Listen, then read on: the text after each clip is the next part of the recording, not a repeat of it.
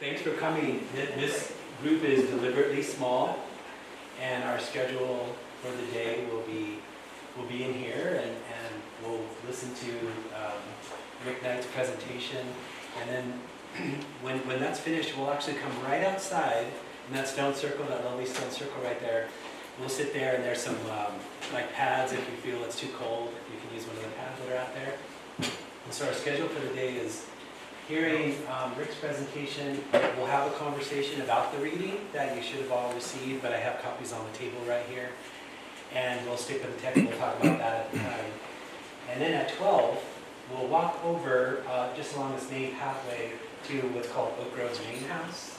And we'll have lunch there. And so they have a really lovely, it's called a servery, kind of an odd word. I don't use that word anymore much, but we'll walk through the servery, and there's some really wonderful places to have a picnic lunch out there at the tables. And then we'll come back here at 12, and we have a film to show, and then we'll have a panel presentation. But we have a very, very big group coming for that, so we're excited about the panel portion. So just a couple of housekeeping things. Hopefully you found the bathrooms, but they're around that corner where the Continental breakfast is. There's two there. Yeah, we'll stay kind of in this area generally. And then you'll notice there's a few other things happening on campus. There happens to be an Oak Grove board meeting in the main house. There's an early childhood program meeting over here. So anyway, if you want later to get a little tour of the campus, I'd be happy to walk you around or just explore it yourself. So with that, I'm going to turn it over to Tom Maloney with the Land Conservancy. Good morning. Good morning. And Adam Morrison from the Land Conservancy, and Roger's here, our former chairperson, and Bill Brothers, former board member.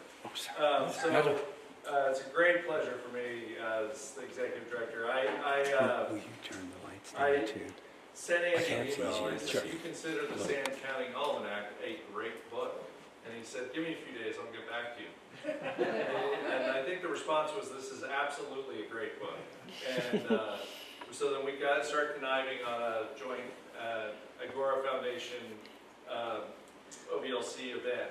And unbeknownst to me, when I made that email, this is the 75th anniversary of the Sand County Almanac. And at the inception of my thought about the Sand County Almanac, it was an excuse to get my very good friend Rick Knight out here and his wife Heather. I know Rick. Rick, we would have met anyway through Malpai stuff, I'm sure, at the Nature Conservancy. But when I got the job at Tejon, some friends who had a house in Baja said, you got to come on one of these pack trips with us into the Sierra Gata range. And in the airport, we saw this guy in a vest and a cowboy hat and Wranglers, and we said, I bet those guys are going. And they were sitting with Pat and Sharon O'Toole from Wyoming, and you know, when you're on a mule for 6 hours, you solve a lot of the world's problems. And I heard about Rick's passion for conservation and Aldo Leopold on that trip, and I've learned so much from him. Now I'm getting emotional. He gets emotional every time he speaks publicly, and I sometimes do when I say glowing things about people. So it's a great pleasure to have Rick here. Thanks, Tom. Thank you. It is a pleasure to be here, and Andy, thanks for dimming the lights just a little bit. It might be easier. It's a pleasure to be here, and I really appreciate the Agora Foundation, however you pronounce it, to make this possible. And Heather, my wife, she's hiking with Tom's wife, Andrea, right now, but Heather and I are really tickled to come to California. You still, if you don't live in California, you still hear about the state all the time. And of course, recently the news has been very sad. But anyhow, I am tickled to talk about Leopold. Let me advance a slide. Look at this. How petite this is. So I got into Leopold through the back door. For a variety of reasons. I had been a big fan of Edward Abbey because he blew things up. And that's what I was feeling about people that destroy nature. You get angry and you want to punish those people. And Abbey was doing that. Then I went to the University of Wisconsin to do my PhD in wildlife ecology. And the funding, I didn't get the funding. I was going to study scavengers in Africa and in South America because they've converged from an evolutionary point of view. Didn't get the funding, but I had one of the Leopold kids, Estella Leopold, had said, Rick, if you go to Madison, look up my sister Nina. And I did. And Nina said, Rick will fund your PhD. The Leopold family would fund my PhD with the one condition is you had to live in the shack. And the shack is this, it had been a chicken coop, but that was all that was on this really beat up farm when Aldo and his wife Estella and the kids purchased it. And that was the only condition. So I had to live in the shack for my field season when I was collecting data for a PhD. And something happened, I hope, I do believe this. All of you had some sort of unexplainable things happen to you. My body was inhabited by Aldo Leopold. I slept in their bed and Aldo and Estella's bunk, and every night I'd read a chapter of a San County Almanac. And even though I was a wildlife biology person, I wasn't a fan of Leopold. And what it was, I hadn't grown up enough to be receptive to Leopold. But he inhabited my body and he's never left. It's just, I don't know if that's happened to you in anything in your life. Happens all the time. There you go. So you're living, that's right, harmonic convergence. But anyhow, and then I was receptive, and so I ended up doing 2 books. One, Aldo Leopold, The Ecological Conscience, and the other, The Essential Aldo Leopold. And I make no bones about it. I mean, I needed that in the process of maturing to fully understand conservation. In fact, Leopold said, there are 2 things that interest me. People's relationship to people and people's relationship to land. And so Leopold got it. You can't do conservation if you keep the human dimension out of it and the economic dimension. Because if you don't incorporate those into your conservation work, they will come up and grab you by the ankle. And you'll have resistance and pushback.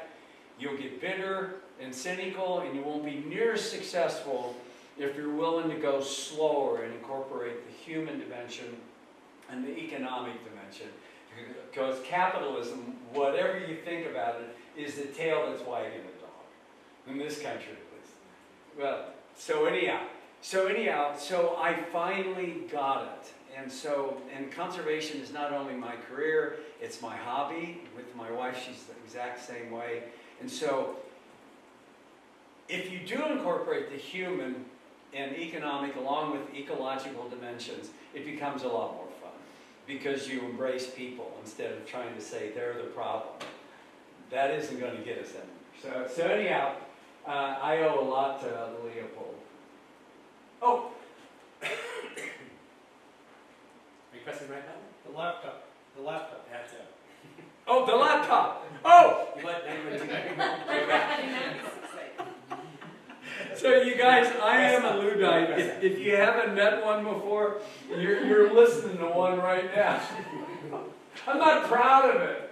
I know sometimes Tom thinks I'm bragging about it, but there's no way. It scares me to death. I'm not going to go near it. So I'm going to be talking about actually a pivotal experience in Leopold's life, which I believe, and nobody knows for sure, if he hadn't have had this experience, he wouldn't have been able to come up with the land. So this is one of Leopold's terms which kind of captures the land ethic. He says the land ethic reflects the existence of an ecological conscience, and this in turn reflects a conviction of individual responsibility, so obligations to something other than ourselves for the health of the land. And I need to quickly say, he uses land all the time.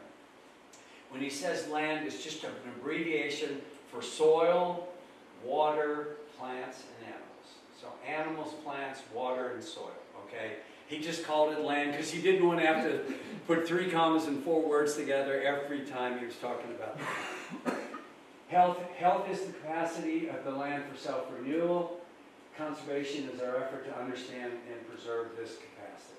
So the resilience we know nature has When nature is more or less intact and functioning, it's got this incredible resilience, and you can disturb it, and nature disturbs things constantly. They have fire, they have floods, and all these things, and it bounces back. Okay, so 7 formative experiences, in my opinion, anyhow, for what happened to Leopold. He died when he was 61, so he was incredibly young to pass at that age. But there's 7 things that happened that allowed him to come up with this thing called the land ethic. And this collection of essays is in 15 languages now. So it's being read and absorbed around the world. So it does have, and in fact, it lingered for years after Leopold died in 48, and the book came out in 49. And then, with Rachel Carson, Silent Spring in 62, and Leopold's thing, which had been moldering on the bookshelves for decades, it caught on, and a lot of people say his land ethic is probably the most incorporated ethical relationship to soil, water, plants, and animals today in the globe. And thank God now it's in such diverse languages that it's being shared. But anyhow, these things that happened, the first thing that happened, so he was born in 1897. Ecology did not exist. Charles Elton created the field of ecology. Charles Elton was a British scientist, and Leopold just happened to come of age when ecology was being talked about and explained. And if he had not had an ecological perspective, I'm sure he wouldn't have given us the land ethic. If you haven't been exposed to ecology, if you've stopped at the point where isn't nature grand, isn't nature beautiful, but if you've gone the next layer, like these different chapters in a book, you keep turning them, and you see these interrelationships and these adaptations to virtually anything. There's nothing like it on this planet. So he had that. And so he saw the interdependences, and of course he was the first to admit the more you understand something, the less you understand it. Because ecology is just layer after layer after layer. Well, so that ecological perspective was absolutely essential. The other thing, does anybody know what a mule is? Is anybody here fond of mules? Well, so a mule is a reflection of what they call hybrid vigor. It has a horse, a mare horse, and a jack donkey, a male donkey and a female horse. Leopold showed hybrid vigor. He spent half of his life on public lands in Arizona and New Mexico, and then he spent the other half of his life on private lands in Wisconsin. And that was essential. He had his eyes wide open. He understood the public land dimension, they're the birthright of all Americans, and he understood the private land, which are the most abundant lands, the most biologically productive lands, and of course, they're for sale, right? Because this is America. So he had that experience as well, and I don't think you could have come up with a land ethic if you'd spent all your life just on public lands, or all of your life just on private. And he actually creates the area, the world, this sounds a bit full of hubris, but he did create the first wilderness area, and it was years, as you can see, before the Wilderness Act that was passed in 1964, so decades before, he created the Gila Wilderness Area. And that's what he actually called it, and then when the Wilderness Act was passed, they called them wilderness areas. Private lands, as I said, half of his life in private and half on public.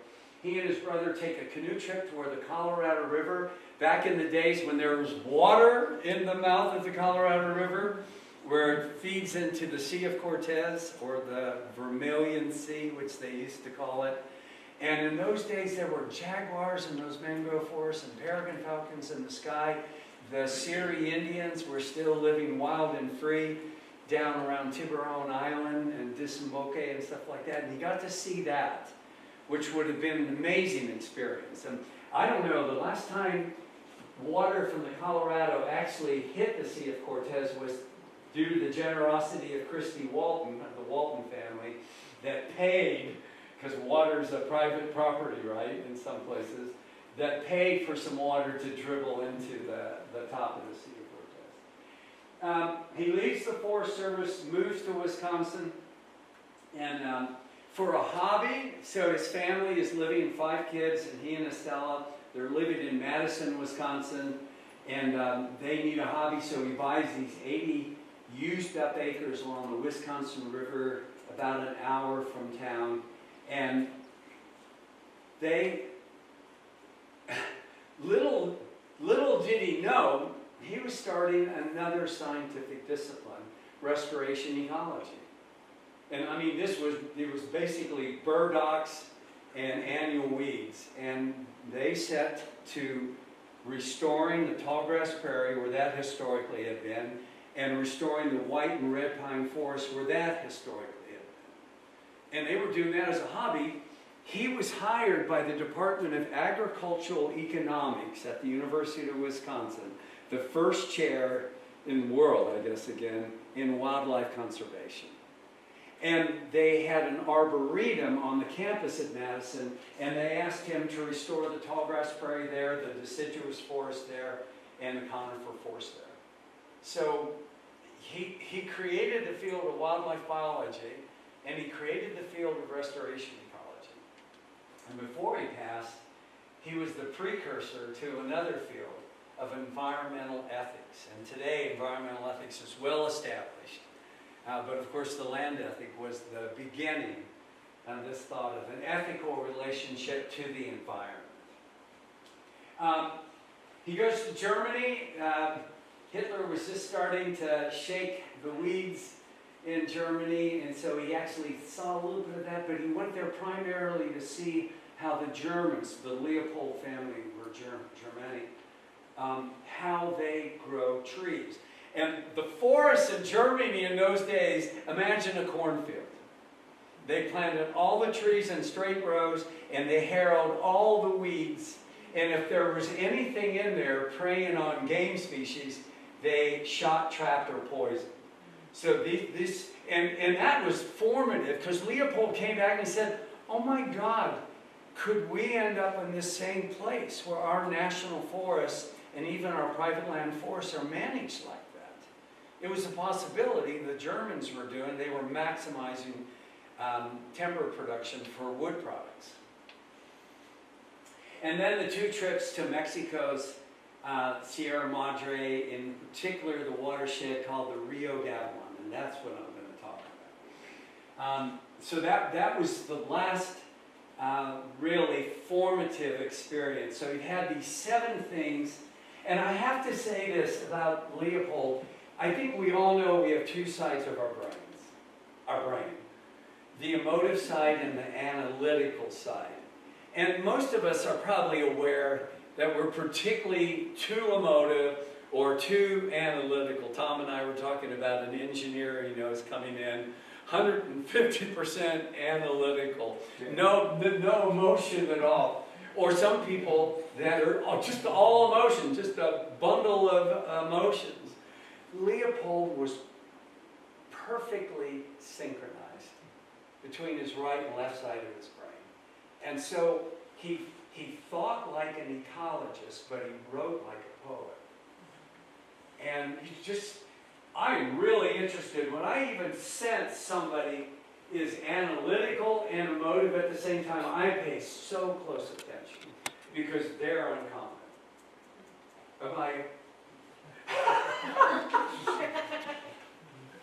Damn it, Tom.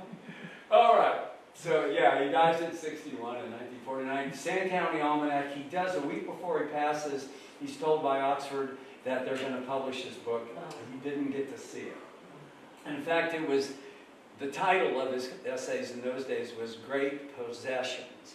But one of his sons changed the name, or the publisher, to Sand County Almanac. So he goes down to the Rio Gavilán, and you guys, oh Tom, this is so much fun.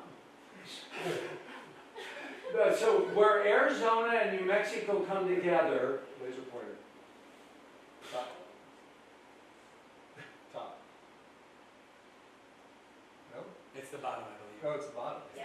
So there's New Mexico, and there's Arizona, and here's Sonora and Chihuahua. So that's the other four corners. And the Continental Divide comes down and it ends right around there, like the Chiricahua Mountains are probably the southernmost, and the Sierra Madre, and there's a valley about 20 miles or 10 miles wide, and then the Sierra Madre starts right there, and it goes 700 miles due south, and the crest of the Sierra Madre is where Chihuahua and Sonora come together. So the Rio Gavilon is in the north, right there. It's about, I don't know, 40 or 50 miles into Chihuahua. It's just on the east side of the crest. It flows to the Rio Grande? Shit. We don't have time for questions. So anyhow, so the Mormons are down there because of polygamy got them in a little trouble, so they formed a bunch of Mormon colonies down there, Colonial Warriors, Gilman, and others. And he gets some Mormon ranchers to pack him. He goes in 36. He's a bow hunter. He has a long, he made his own bows, his own arrows, his own quivers, his own arm guards. His wife was a 5-time state champion of Wisconsin. As best we can tell, Leopold couldn't hit the wall of a barn if he was inside it. But we'll keep that to ourselves, okay? But you can see him having lunch there with some longbows. So they go down there to hunt deer. They do it in 36 and then December, January of 37, 38. Time is money. I got 100% vocal. I'm going to be in trouble. Okay. I guess there's no way to get that thingamabob down there so we can see the whole text. But so he comes back and he writes this essay, A Conservationist in Mexico, and he says, for the first time, I saw a piece of land in perfect aboriginal health. So decades before the first people in this country were clamoring to be heard, Leopold gave them credit for the cream of creation, like the seventh day of creation. That's what he saw. And that begs a question. So I'm not even pointing it at the thingamabob. Okay. Well, I guess that's understandable. The Apaches had lived in the northern Sierra Madre, north of the Tarahumara and south of the Opata and the Yaqui and the To'odham. They had lived there for 250 years. In some cases, there were 4 different clans of Apaches. Some lived there year-round, and some went back and forth across the U.S. and Mexican border. And in Geronimo's terms, we farmed the Mexicans.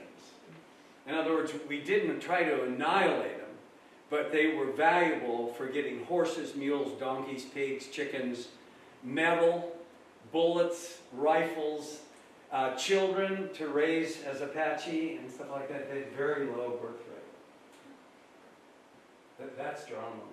But on our side, we had the Apaches on the reservations, and I'll say a little bit more about that. So what I'm doing, I'm prepping you for the point that I'm going to try to make, and that is there was something about the Sierra Madre when he went bow hunting down there in the sort of late 1930s that allowed him to see a piece of land in perfect aboriginal health.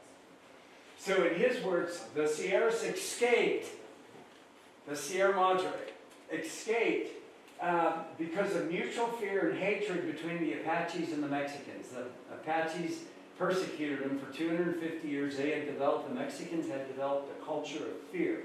The same way we have today in the United States a culture of fear regarding fire.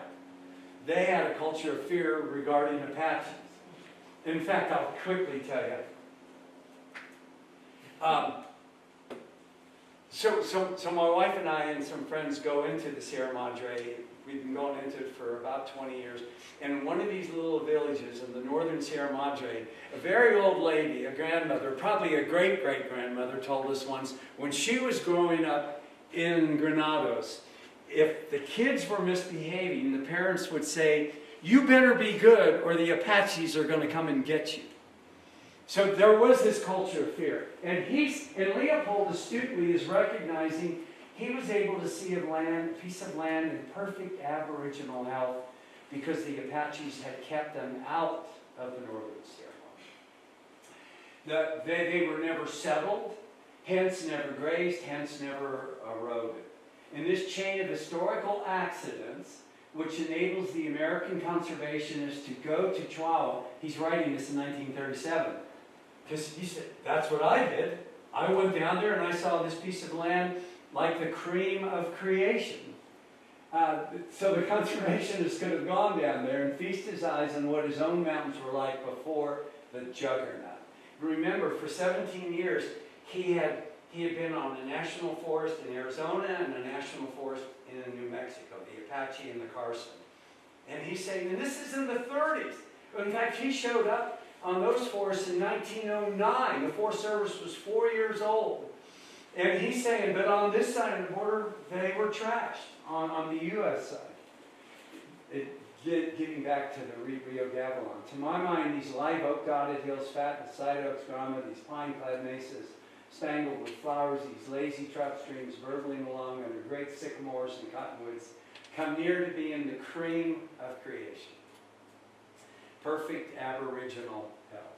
But on our side of the line, the grama is gone, the mesas are spangled with snakeweed, which is a forb that is reflective of overgrazing. The trout streams are poplars.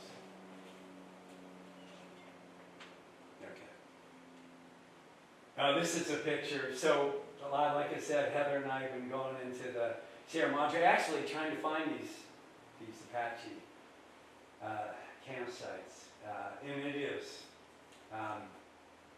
beautiful. But wait a second! Leopold goes down there in 36, and in 37, 38, Geronimo walked out of the Sierra Madre and surrendered to General Miles in 1886. So it was 50 years before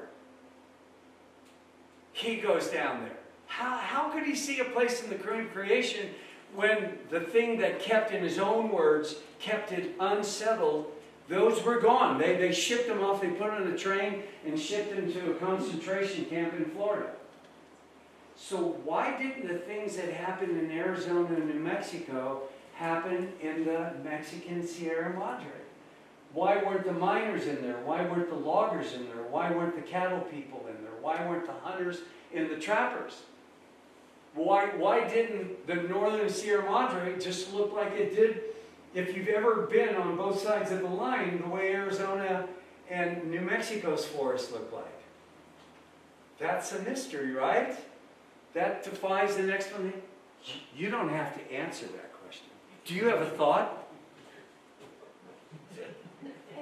You can explain. Okay. Yeah, you don't want to even move your hand or I'm going to call on you at this point. Here's the answer. This book came out, Apache Diaries. It's written by a father and a son, incidentally, that never met each other. Granville Goodwin, I'll come back to this. This is just too much technology for me. I'm not going to be able to handle it. So Granville Goodwin was doing his PhD at the University of Chicago. He was an anthropologist. And he had heard a rumor that some wild Apaches did not walk out with Geronimo in 1886, and that they were still living in the Sierra Madre. And what he was trying to do was make contact with them, and then safely escort them across the line to the reservations where they wouldn't be killed, eventually become so few in number that they would be overwhelmed by the Mexicans, because they'd love to go in there and cut the trees and mine the minerals and run cows and hunt and trap.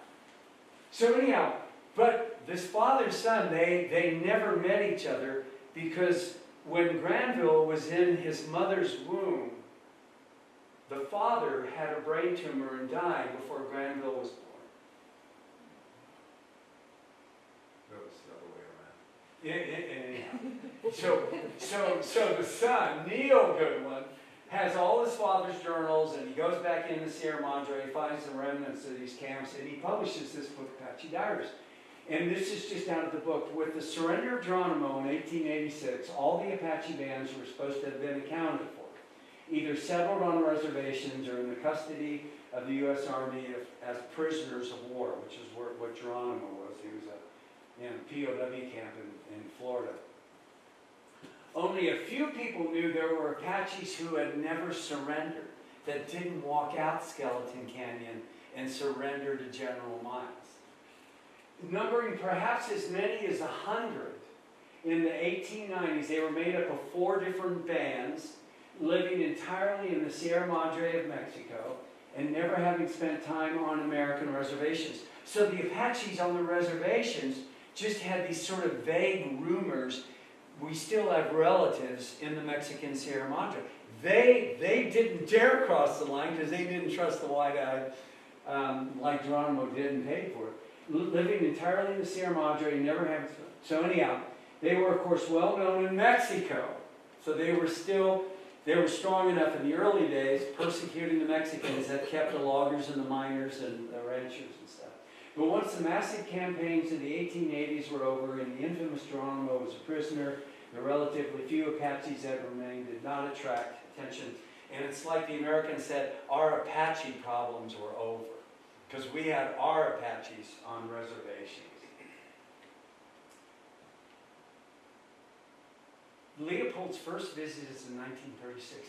2 months after his first visit, there were some of those wild Apaches still raiding the outlying Mormon settlements. So this was still going on. And that's why Leopold said, in perfect aboriginal health. He understood that. And he understood it, and this is the guy that gave us the wilderness concept, who gave the earth, the globe, the wilderness idea, set aside the first of the wilderness areas, decades before the Wilderness Act and stuff like that. He understood it. So what happened in perfect aboriginal health, the cream of creation, he got to see what probably none of us will ever see. He got to see a piece of land in perfect aboriginal health, the cream of creation, the way it was on the 7th day of creation when the Lord took a day of rest. So I'm being metaphorical here. But the reason this is so important, if you're an ecologist, and particularly interested in trying to restore the damaged lands and waters on this planet. So about 3/4 of all the surface area of this planet is in a degraded state. The Earth's scientists, 25 years ago, did a global assessment. Well, I was using the medical term, diagnosis. And they wrote a prescription. Our only hope for a future is to try to restore 3 out of every 4 acres that are degraded, that are polluted, the soil's gone, species have gone extinct, stuff like that. Leopold was the one that gave us restoration ecology. He gave us the land ethic. He gave us environmental ethics. And maybe some people say he gave us conservation biology. If he hadn't have ever seen a piece of land in perfect health, it'd be like, do we have any medical doctors here?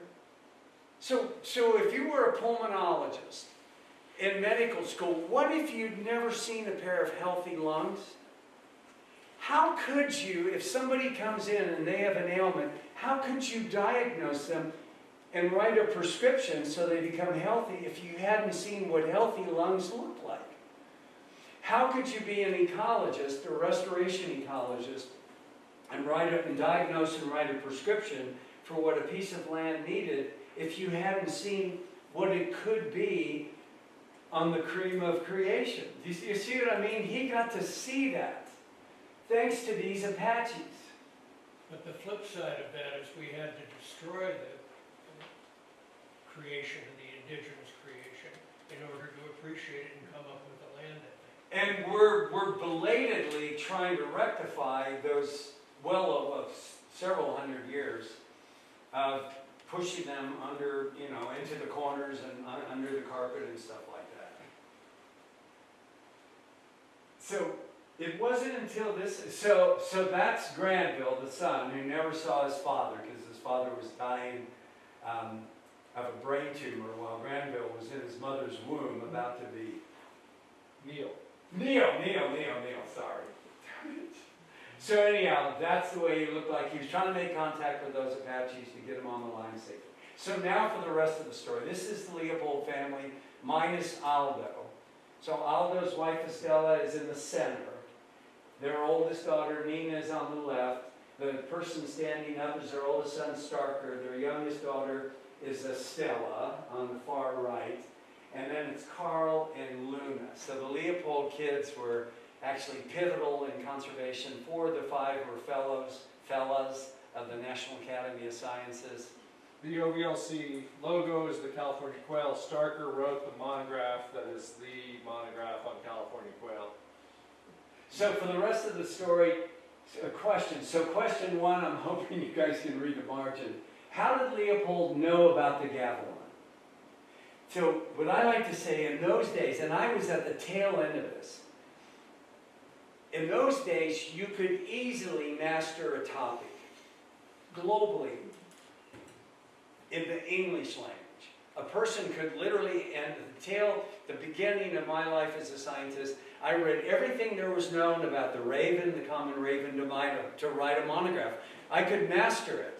And the raven's circumpolar.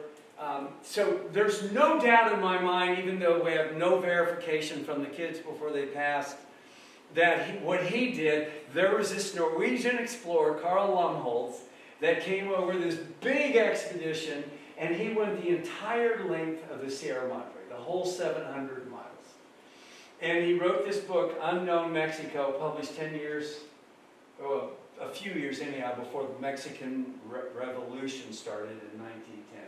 Anyhow, so I just envision Leopold, he's in Madison, Wisconsin, he's a little bit nostalgic about when he was hanging out in the Southwest with the U.S. Forest Service, and he reads this book. We soon found the river Gavilan, and that's because Carl spelled it the way it was pronounced. Some 4 miles south of our camp, there were immense quantities of fish. No one ever interfered with them. Never have I been at any place where deer were so plentiful. He's a bow hunter. He's got his longbow, his yew, and his Port Orford cedar arrows. Almost at every turn, one of them, a deer would be seen. At one time, we had 15 deer hanging in the kitchen. One morning, our best marksman brought in 3 specimens of that superb bird, the largest woodpecker in the world. So there were still imperial woodpeckers, which are even bigger than ivory bills, which of course are bigger than pileated woodpeckers. The imperial woodpecker, and it's crimson red, ebony black, and vanilla ice cream white. It's just magnificent birds. So you can just imagine Leopold thinking, I got to get down there. Even me, who can't hit the wall of a barn when I'm inside the barn, I bet you I can kill a deer down there. So he calls up his buddy Rourke. They make their way to the border. They make contact with the Mormon ranchers there on the outskirts on the foothills of the Sierra Madre. They pack them in, and they're in there bow hunting, and they like it so much, Aldo goes back the next December, January with his oldest son, Starker, who was getting him a PhD in wildlife. The field his father started at Madison. So I'm pretty sure, now again, I don't know this. Unfortunately, the kids had died and there's no written record in Leopold's writing, but I really believe, I know for a fact he would have read everything about the Southwest in English at least, and that he stumbled on this. And Geronimo's stronghold, if you're in the Rio Gavilan and you're up on the slopes of the watershed, if you look southeast, you'll see this Corral de los Indios, which was Geronimo's stronghold, from which he surrendered and walked out. So question 2, what happened to the... So question 1 is, how in the world did he hear about the Rio Gavilan? I bet it was Lumholtz, and he read those 15 deer hanging in camp at one time, and he probably said, I can just close my eyes and release an arrow and I'll hit a deer. I'll finally get a deer. He never did kill a deer with his bow. I hunt with a wooden bow, and I've never even pulled my bow back. And I would call on Nina at the end of every archery season. I'd say, Nina, I didn't get a deer again. And she would always say, oh, Rick, Dad never got one either. So, but anyhow, that's off topic. But the second question is, what happened to these wild Apache that didn't surrender? And nobody knows. Just like nobody knows what happened when and what was the last imperial woodpecker that was killed in the Sierra Madre, or the last thick-billed parrot, you know, or the last, well, they knew where the last passenger pigeon was, right? It was in a zoo. But they think the remnant Apaches, well, they may have just died, the last Apache died in that vastness of the Sierra Madre, or maybe they moved south and joined up with the Tarahumara, or maybe moved north and joined up with the Pima, or the Yaqui, or some other tribes. So, but nobody was there to witness the end of those Apache. Okay, question 3. Did any other Leopolds ever return to the Rio Gavilan? And the answer is yes. So Starker Leopold's the oldest of the 5 kids. He gets a PhD in the field that his father created. He's hired, his PhD is called Wildlife of Mexico, and if you have a copy, oh, come on, Tom. And he went down with his father on the 37-38 expedition, so he got to see it, that cream of creation. He gets his PhD, he gets an academic job at Berkeley, and he wants to begin these long-term studies of predator-prey relations. Because when they were down there were still wolves and, of course, mountain lions and even some brown bears, some grizzly bears left in the Sierra Madre. So he goes down there to initiate some long-term studies of the native fauna and flora. And he writes this article when he comes out called Adios Gavilan. And this is a picture he took. The loggers had not reached the particular area where we hoped to camp, but they were working in that direction from 3 sides. We knew then that instead of initiating an era of renewed acquaintance with the wilderness, we had come to witness its passing. And then he goes on, I can't read this last part without getting emotional, but this was published in Audubon magazine. I'm actually also certain that his dad was going to come with him, but his dad died the month that he left. So it was April 1948 that Aldo passed. But Aldo, he was 61, his health was getting better, he always had kind of bad health, and I'm sure Starker, because it was his dad that introduced him to the Rio Gavilan. And then the second Leopold that returned to it was Aldo and Estella's great-grandson, who just so happened to be a PhD student of mine. And Heather and I, with some friends, had been trying to locate these Apache camps in the northern Sierra Madre. There are sketches of them in the book Apache Diaries, and we knew some of the Mexican ranchers in Rancho Panduro and stuff like that, so we were going down there trying to find these things. But along the way, we were still finding stumps, you know, which is a sign of logging, right? An axe or a saw. We were still coming on stumps. But I had this feeling that we could, if we went just a little bit further south. The wildest part of the entire Sierra Madre is its northernmost part. And it's just a quirk of the fact that the Apaches were still there when everybody else had been subdued. I had a feeling we could go just not that much further. It's so hard to go anywhere in this country because there are no roads, no trails. We might find stands of pines that had never been entered. And Jed needed a PhD topic. If he could find stands that technology and wealth had never interfered with, like all of our forests in the United States, because we put out fires, right? We have the money and the technology to fight fires. He might be able to actually chronicle what an intact conifer forest would look like without the technology interfering with it. So Jed, that's Jed and I, and we found him. Honest to God. So we can only go down there on Thanksgiving break, Christmas break, and spring break. And you could be down there 3 or 4 days trying to maybe going like a half a mile, a quarter of a mile, because everything is straight up, straight down.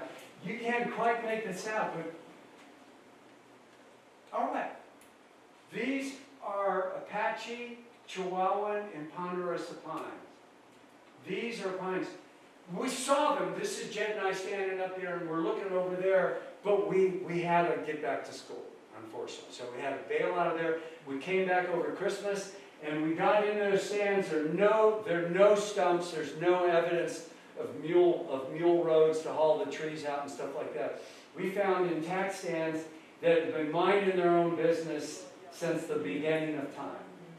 And that allowed Jed, with our students, to go down there and find trees with fire scars and do cookies where you cut these horizontal slices. Doesn't kill the tree, doesn't weaken the tree, very thin. And then go through the laborious work of trying to date these rings on these trees. And this is one of the 2 papers he published. This was in Ecology, Tree Recruitment in Relation to Climate and Fire in Northern Mexico. That's Jed getting his PhD, and Heather and I, my wife, are there at the commencement ceremony. So, yeah, the Sierra San Luis, it's one of the ranges. So, two Leopolds. And then question, what of the Gavilon today? So we had made contact with John Hatch, who was the grandson of the Mormon that packed Leopold in on both of those expeditions. And we put together our own little expedition. There's Heather, there's Peter Ford, who did his PhD. Here's Tom's friend, Peter Warren and Suze Anderson. This is the Witten family that still ranch down there. There's John Hatch, our guide. That's one of the Witten people. That's Ken Wiley. Tom, I think you know him. Anyhow, so we went down there to see what it was like, and we found it. There's 2 canyons, the Upper Canyon and the Lower Canyon. We could only get the Upper Canyon because the cartel had the Lower Canyon cordoned off because they were growing economically valuable crops. But it was the Upper Canyon where Leopold's camps were, the 36th and then the 37, 38, and even Starker's camp in 48. Tom, take a breath. But guess what else we found? What? Yeah. So the land is productive enough so it can grow trees. So they had cut them all when Starker went down there because they weren't afraid of the Apaches anymore, and they went and cut them and they grazed them and all that stuff. What does this mean, Tom? I know. The next to the last slide. Yeah, I know. How far south are you? I should know that it's about 50 or 60 miles south of the Mexican-U.S. line. Anyhow, so guys, I just want to share this quote with you because some of you are either tired of people pestering you all the time because you have your smartphone in your hand, or because you're disappointed in yourself that you live this life of screens. Leopold anticipated the future in this quote. He says, "In a surprising number of people that burns a curiosity about machines, so think of our smartphones, and loving care in their construction, maintenance, of use." So he anticipated where we all are today, a world of screens. But don't worry about it. But what few realize is an equal bent for the mechanisms of nature, of land, is a possible earmark of some future generation, and that's what you all are. And my students at Colorado State, of course, they're never going to put their phone down, but they're fascinated, and they're going to devote their life as conservation practitioners. They have an equal curiosity in the care and maintenance of land. And so to me, this is hopeful. The phone's won, right? The screen's won, and we're not going back because they are addictive. But we can also allocate time to try to restore the health of the planet. And that's where he was going. So, okay, Tom, how late am I?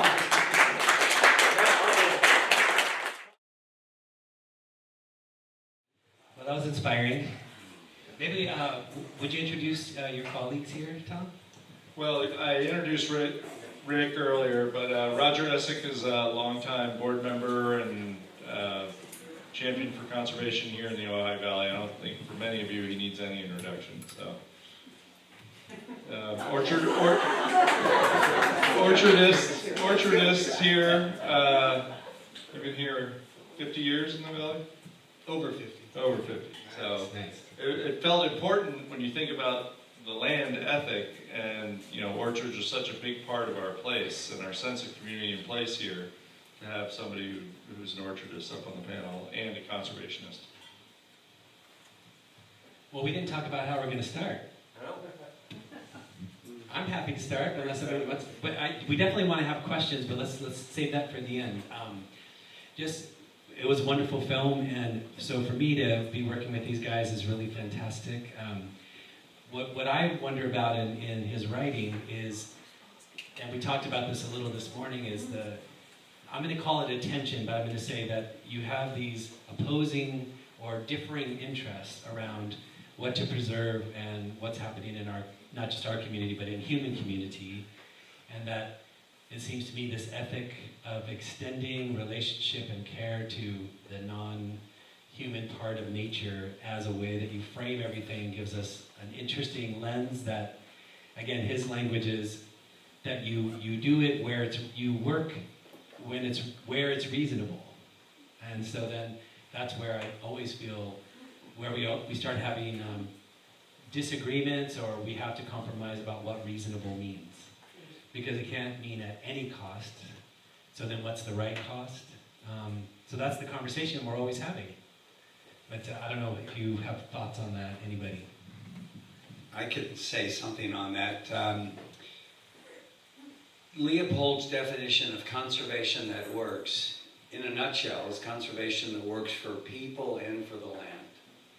Things that benefit one at the expense of the other are not conservation, they're something else. And that is actually, I think, a relatively emerging thought in today's society, because we blame people and point fingers at people for being the problem. But actually, so Leopold, 75, 85 years ago, already knew we have to incorporate people and their livelihoods, the economic dimension, as well as the human dimension for conservation work. And if anybody has actually tried practicing conservation and ignored the human and livelihood economic dimensions, you've realized how frustrating it can be. I think if we can find a way to benefit both and neither one is exploited, it'll be a lot more effective. Oh, any thoughts? I think we're lucky to be in Ojai and talking about this. And I think one of the things that attracted me to Ojai to start with is the valley. There already is a land ethic here. And I think it's not perfect, but we need to work on it. And the land ethic, I think, has to be worked on constantly, because the situation is changing constantly. And I think we're going through this in the ag sector right now, because we're to a point where it doesn't pay to farm here anymore. And so we're going to end up with land that you all love in the East End that's, open space. What do we do with it next? And so I think the land ethic is what has to come to the forefront here. And how do we maybe restore that? Maybe move on to something that's different, or go back. But I think that this is something that farmers are thinking about constantly in the Ojai Valley right now, because things are changing, and we have a federal government now that wants to wipe clean the word climate change in all their documents, and agriculture is suffering from climate change right now in this valley. So I think it's going to evolve, but it takes a community effort. It's not something that ag can do on its own. I think we have to do it as a community. There's an economic angle to all this, of course, and in the middle part of the last century, post-war years, there was a lot of orchard expansion, a lot of Sunkist and other companies, conglomerates coming in. I think it's going to take the community to really define its future of character of this valley. And, you know, I'm looking over at Heather, as Rick's wife. You know, they do community-based conservation in their watershed. You know, we have one watershed. We've all been served and noticed about our water use. So it's going to take the community to come together to figure this out.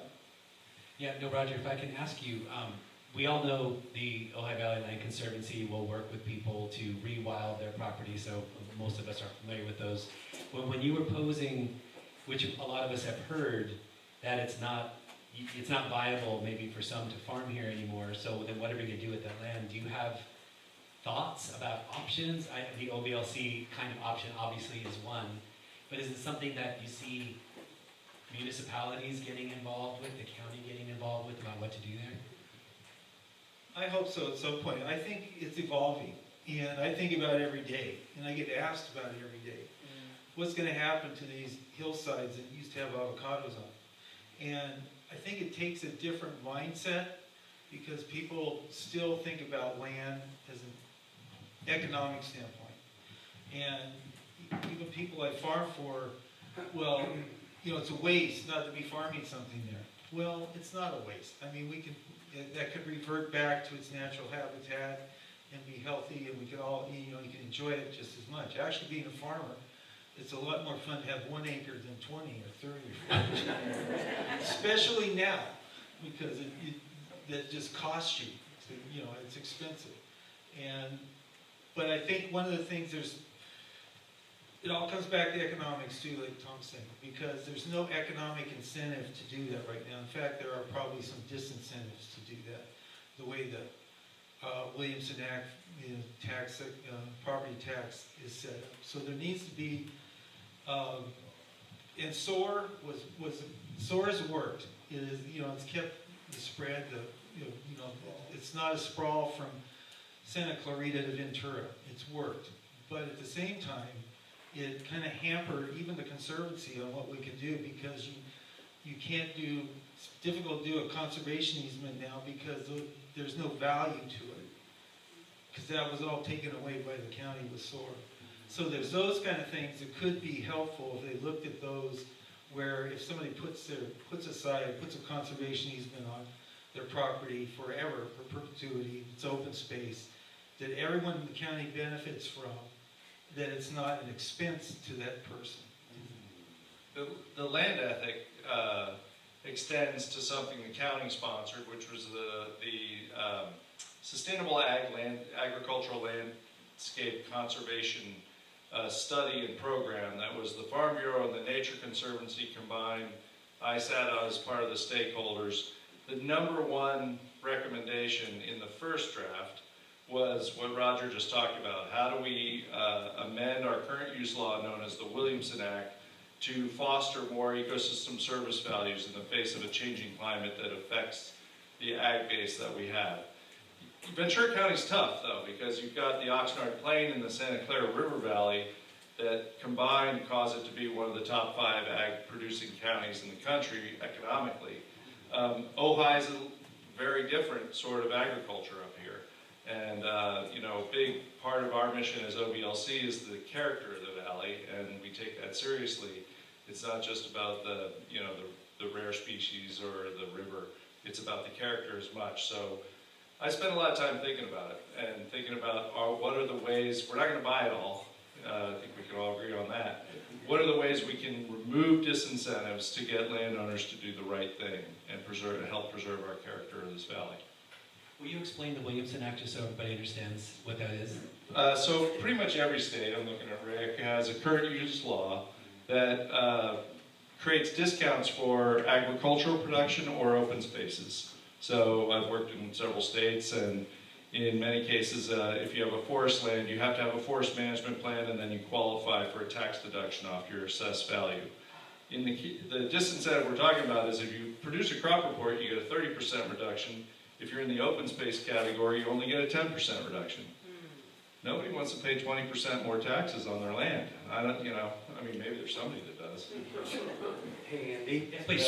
So another way, I mean, we're all talking about the right thing, and it breaks my heart, Roger, to hear that the ag value is not recoverable off of these lands. But Leopold pointed the way, and we're struggling with this today. Really?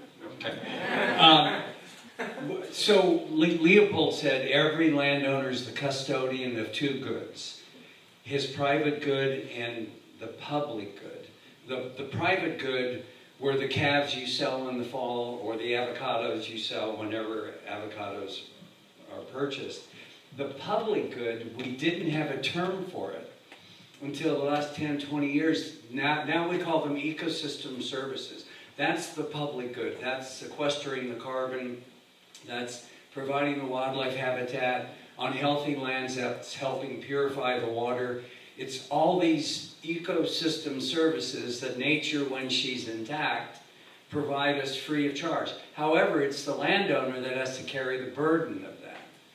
So what's going on, and it's sputtering and it's probably a step forward and 2 steps backward, but people all across this country are trying to develop payment for ecosystem service programs.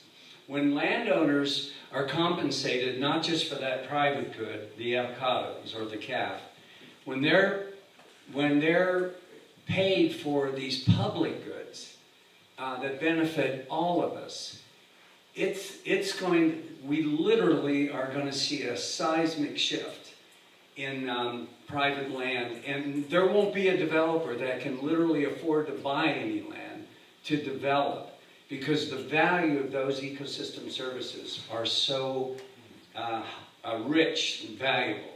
So we're all in a struggle right now. The folks in our watershed have struggled to try to develop a payment for ecosystem services program.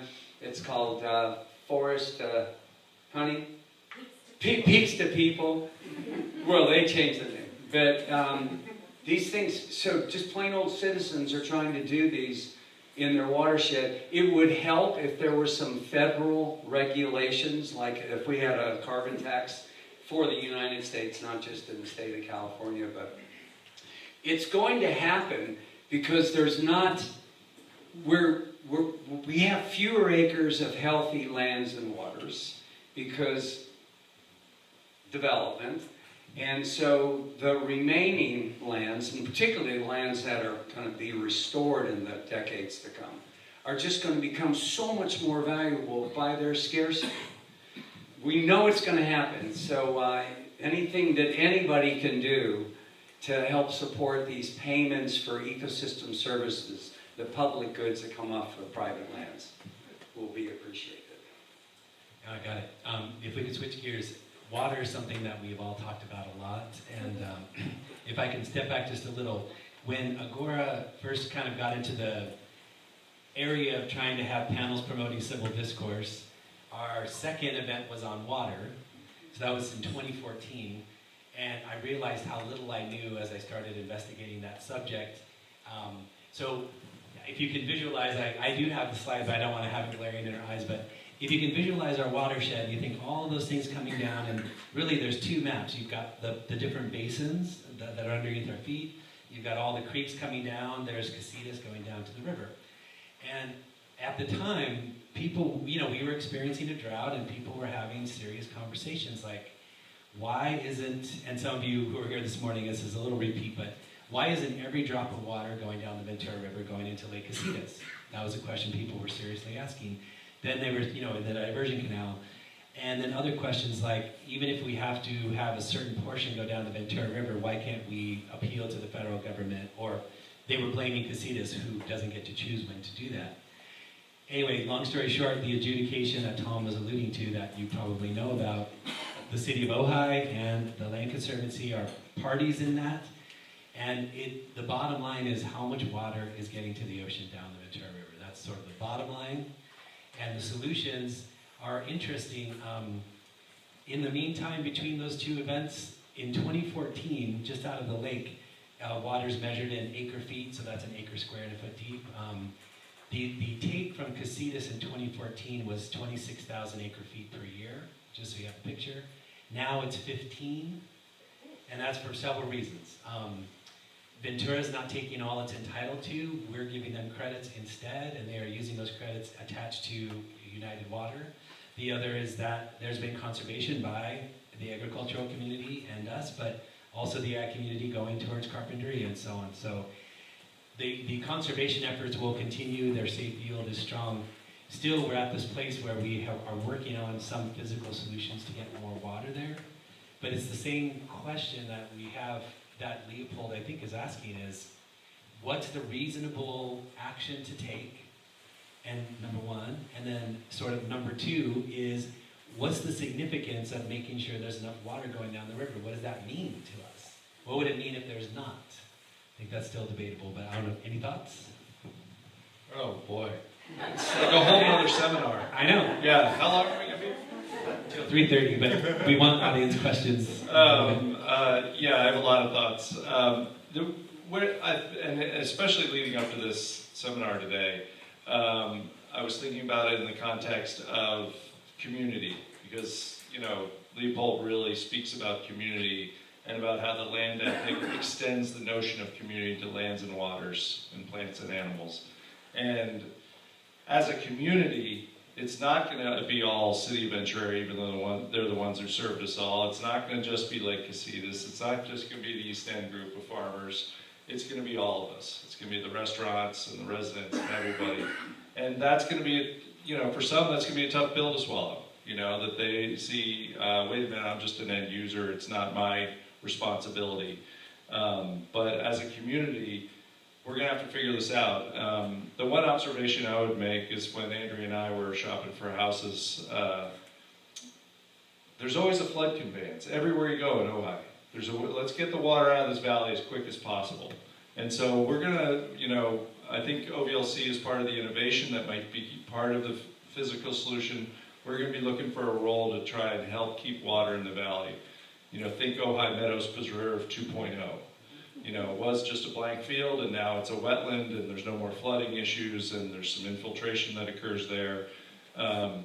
I think those types of innovations to keep more water up in our valley and restore our groundwater tables will be very important. I'd like to say one thing about the watershed. The nice thing about the watershed, our watershed here, is it's human size. I mean, it's our watershed. You can see where our watershed. It's not the Colorado River somewhere. It's not the Ventura River way back at, you know, almost to Palmdale. It's here, and it's, you know, and we know it, and it's very intimate for us. And so I think it's a much easier thing to get behind and protect. And you know, I think that's kind of unique. And we have our own water supply, and so it's kind of dumb not to take care of it. I mean, because that is where our water supply comes from. It's local, which is great. I would just add to this too. It went by in the film, and it's definitely in the reading, but it's easy to miss. And I may misquote it, but if I do get it wildly wrong, correct me. If you think of a system, a biotic system like that, any system, I think what Leopold argues is that every single thing in that system is required for that system. And so that's profound for me to think about when I think, I want to remove the plants that I don't want in my yard, and I want to keep the plants I do want in my yard, you know, because they produce and so on. And for those who have read Rachel Carson's Silent Spring and Agora, there were some cases where the city would clear the sides of the highways of all those wildflowers and put things that were easier to manage. And then they realized later it completely altered the pollinator species, and it's cycled in these other ways.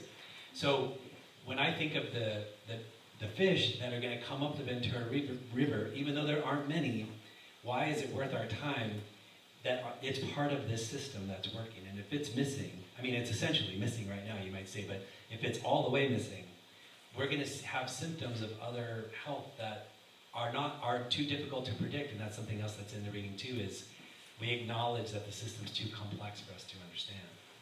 Yeah.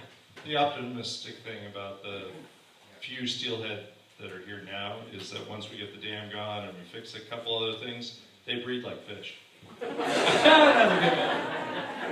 But you see, that's part of that physical solution. And I mean, when I was growing up, people would go fish in the creek all the time. That was a very regular thing to do. And Now, of course, it's rare to do that, although I do hear, and it's so funny when people talk about places, there are apparently creeks that are really great for fishing, and they don't want to tell anybody about it. They want to keep those secret, which you can still hike to and all that. But Tom and I had an interview last year with someone who was asking the questions I'm posing, and after some serious conversation, he came to the conclusion, yeah, it is something we should care about. And that brings me to something like education, which I would ask Rick what he thinks about this. The education that's happening here, most of us believe in the situation. But how can we help education generally so that there's a better understanding of cause and effect, complexity of a biosystem? It feels like we're in a better shape than ever, but there might still be gaps. Any education, generally speaking. Well, just the sort of generic advice on education, and being an educator, I am really sensitive to this. So Leopold writes, it's not the quantity, it's the content of education. And we still have so much education that, regarding conservation and natural resources, that's not place-based. Kids have been in school, we all probably were in school since our mom enrolled them in preschool, and at some point we got out of the classroom. But I've seen it for 39 years at Colorado State University. These kids are totally jaded being in the classroom. And even field trips, which are better than being in the classroom, don't bring out the euphoria in young people when you take them on restoration work days, when you take them outside. So the content, I'm not saying that factual information isn't important. That's the sort of, that's the meat for dinner. But the spice is having some place-based experiences because they just haven't had a whole lot of that. And maybe, in an earlier time, they had it out playing and building tree forts and running in the meadows and stuff like that. But what we need is the content. We really need to focus on the content and try to make it, you can work on connections between people and land at the same time while you share factual information that will expand their horizon along with those experiences. And there is nothing, for those of you who are educators and you take people out, young people out on work days, on ecological restoration work days, and see that euphoria, it is just, you couldn't put it in a bottle. It's so much more exciting than a field trip even. So, anyhow. So if I'm hearing you right, you want to say, you're going to have a work day, some project. Yes, you're throwing out some facts and you're showing how things work, but what you're really trying to engage is passion. Am I hearing you right? Well, yeah, and in fact that, we evolved out of nature, which is amazing. We evolved out of nature. We didn't come down with a Krypton ship with Superman. So we evolved from nature. A lot of us still, I'm looking at this lady's eyes. We still have alleles that are pinging, with that contact with nature. So, and you see that. That's that. So even in a 17-year-old on a work day on conserved lands, you see that. And that's the thing to be encouraged. I'm not saying forget the curriculum. No, I get you. What seems to me, you're saying something that's, I think, fascinating, and that is, and we talked about this a little this morning, but there is a deep feeling in our society around humanity not being fully part of nature, that we're sort of alien to the world in some way. And it seems to me you could take even religious faiths that suggest something like that in some of their texts. And so to then think deeply and say, like post-Darwin, oh, your body clearly shares attributes of all life. Okay, we get all that. But it turns out even the things that we would have called not the body, the soul, like language or reason, and you see the more we learn, the more animals seem to be doing something like we're doing, and it's more of a spectrum than a category change. Good for you. No, of course. But then you kind of say, well, then, if you are a part of nature and nature made us, then it doesn't mean, oh, it'd be so great if there were no people around anymore, because then nature would be great. We're nature. We're part of nature. So how do we figure out how to make this work? And so even when I say nature made us, we can still harm nature, right? right? We can harm the rest of it, but anyway, yeah, please. Yeah, I wanted to just comment that education doesn't stop when you finish your PhD, your undergraduate degree, or high school. So as the adjudication rolls forward and somebody stops you at Vaughn's or Westridge and says, why are they doing all this for one fish? Remind them that that fish is the embodiment of the world they ought to want to live in. It needs headwaters, it needs clean rivers, it needs estuaries that aren't polluted, and an ocean that isn't overfished. I don't think anybody can argue with that. I feel like I'm from Colorado. So educate them when you get stopped with somebody bitching at you about the adjudication and the fish. But this is, I want to be not the other voice, but a voice to say, that doesn't mean every project is correct or correctly designed or should be done. No, just all the OVLC projects. Right. But no, isn't that the issue though, is you look at some projects and you say, well, this doesn't seem to be correct. Like, if Casitas were in the room, who I'm friends with, I would say what I'm about to say right now, which is, we saw the screen, get clogged up very quickly. So you would say and we know what Casitas would tell us during a storm event is they're not allowed to go down and change it without approval. So you say, okay, here's a process problem, right? So I'm not saying Casitas is perfect. I'm saying they could improve. Their hands are also tied. So I would like to, and we all would like to look at all those things to say, yes, these projects make sense, but let's do them as well as we possibly can, right? So because we're all counting on it. As part of the Matilha Dam project, the diversion at Robles is getting a redesign. So, okay. Yeah, so the Timber Crib Dam and the screen will be fundamentally redesigned through that process because 8 million yards of sediment might clog it.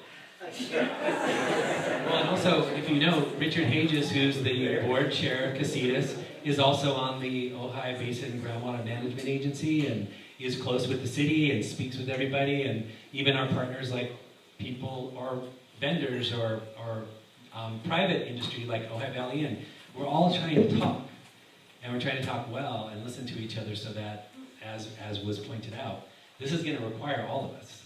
It's not going to be one gigantic big thing. It's going to be probably dozens and dozens of smaller things, maybe a few big things, but a lot of small things to make this difference that we're speaking about.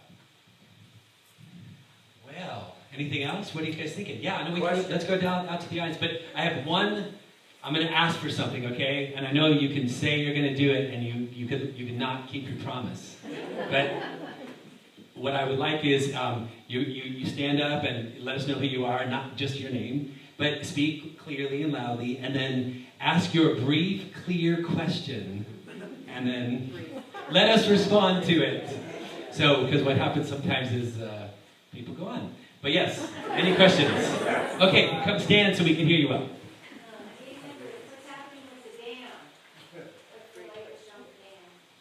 The dam is, as I just mentioned, is very much focused on the Robles redesign. The county is working on the environmental review under the California Environmental Quality Act of the design of the dam removal technique, but they can't let all that sediment go and then just clog the water supply. So the county has hired Northwest Hydraulic Consultants to really study what sediment modeling is notoriously difficult. How is that sediment going to move through the system, and how can they redesign that Robles diversion so that we can continue to divert water to our water supply reservoir? That's really the crux issue right now, is Robles. Is there a time frame? I mean, there's a Robles redesign time frame. I have a call next week about some additional work that's just happened. I think they're looking at late summer for the next phase of engineering modeling. You've also got the river bottom neighborhood there and the Oso trailhead. What my preferred alternative, and I'm by no means the czar of that, is to have what's called a roughened ramp that allows flushing pretty far west. If you can think in your mind's eye, it's coming down sort of away from the river bottom neighborhood and the trailhead, and sort of flush a lot of the sediment past the dam. The other issue there is that it's subject to a biologic opinion for the passage of steelhead and the integrity of that system from a riverine perspective. So they're trying to do it in a way that they don't have to touch. Richard's adamant about this, by the way. They don't touch the biologic opinion, which took them about 15 years to negotiate with the National Marine Fisheries Service. So it's all about robles right now, is the short answer. It does bring up another issue, though. This even came up in fire and mitigation, and that is there might be some shrub along a barranca that needs to be cleared. And as I learned more in my new role for the city, I learned, oh, people used to go clear it without asking anybody if it's okay. And they would even go onto not only the city land, but the private land and just clear, which sounds sort of efficient. But now we're trying to be, more sound, and it means that you have to get all these approvals along the way.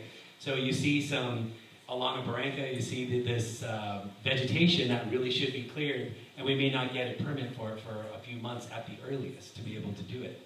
So their processes are deliberately slow. And there's times that I think we'd all like it to be faster, but the slowness allows us to be prudent, it seems to me, and not make foolish mistakes.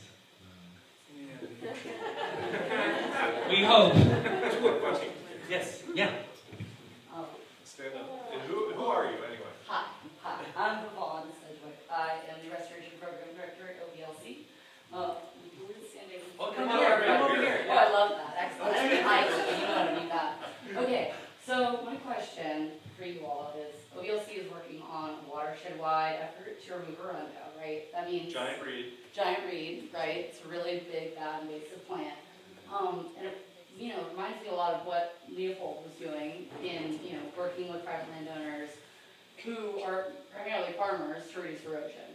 So the landowners that we might be working with, talking with you, Roger, about, your perspective in ag, well, I think you develop a land ethic, as we saw, by being on land, working with the land, having your hands on the land, but some of these riparian landowners don't do that, right? Maybe they just own a small piece of the creek, and they maybe have been disconnected physically and emotionally from said creek by the Arundo for their entire time there. So how do you help that landowner build a land ethic? Not me. I've never been in Ventura County. Landowners build land out. If they don't, if you're not connected to the land, how do you help them build Well, we that? should hear from Roger first. It's a tough one. I think you just keep working with them. And I think doing what you're doing is showing them examples of what it looks like after it's cleared.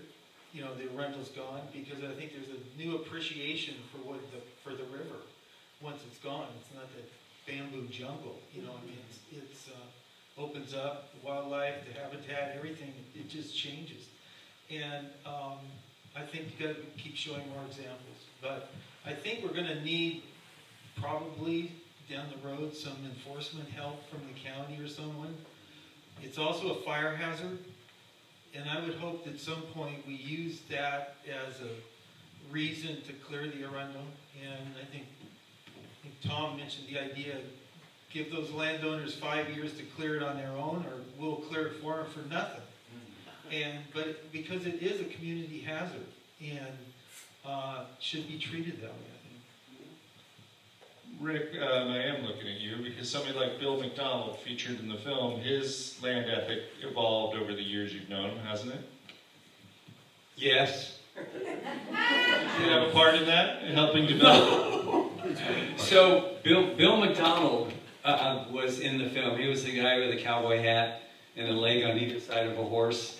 He was one of the co-founders of the Malpai Borderlands Group, which is this 1 million-acre collaborative conservation effort where Arizona and New Mexico come together.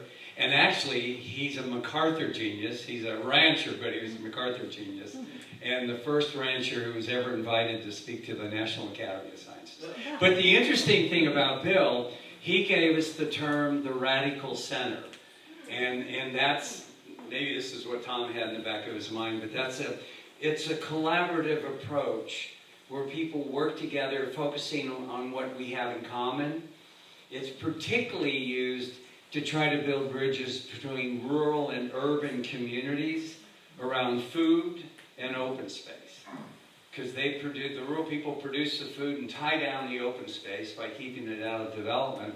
But there were issues that led to the formation of Malpai around wildland fire.